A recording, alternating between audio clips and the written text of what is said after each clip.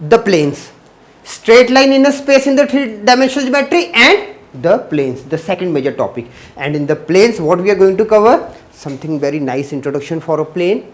Then in the topic plane, we are going to cover equation of a plane in the normal form, equation of a plane perpendicular to a given vector and passing through a given point, equation of a plane passing through three non-collinear points, intercept form of the equation of a plane, and the most important is plane passing through the intersection of two given planes. This is a very nice topic. Okay.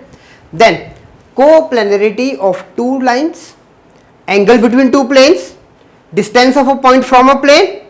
It can be a shortest distance, it can be a point for the perpendicular distance, it can be an image of a point in a plane. So we are going to cover many topics in these topics. Okay, these major topics. Now, and the last is angle between a line and a plane. So all these topics for the straight line in a space and for a plane we are going to cover in this very interesting chapter.